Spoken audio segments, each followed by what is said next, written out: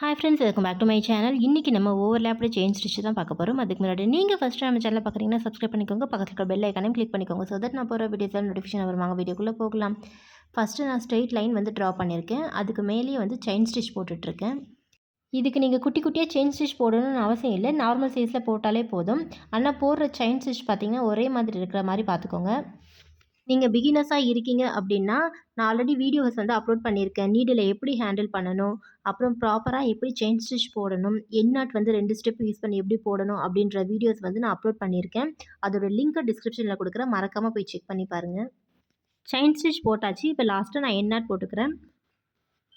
நான் 2 silk thread எடுத்து என் not போட்டு எடுத்திருக்கேன்.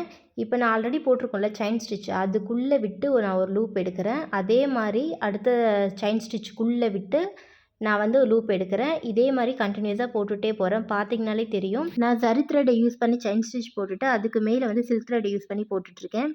நீங்கள் ஜரி த்ரெட்டுக்கு பதிலாக வேறு கலரில் வந்து சில்க் த்ரெட்டை யூஸ் பண்ணி செயின் ஸ்டிச் போட்டுட்டு அதுக்கு மேலே இன்னொரு கலரில் வந்து நீங்கள் போடலாம். இந்த மாதிரி த்ரெட்டு மாட்டிக்கிச்சுன்னா நீங்கள் இழுக்காமல் ரிலீஸ் பண்ணிவிட்டு திருப்பி வந்து நீங்கள் போட ஸ்டார்ட் பண்ணுங்கள். நீங்கள் இழுத்தீங்கன்னா த்ரெட்டு வந்து கட் ஆகிடும். இதை பார்க்குறதுக்கே ரொம்ப அழகாக ஹைலைட்டட் ஸ்டிச் மாதிரி இருக்கும். இதை வந்து ஓவர்லேப்டு செயின் ஸ்டிச்சும் சொல்லலாம், இல்லைனா லேயர்டு செயின் ஸ்டிச்சும் சொல்லலாம்.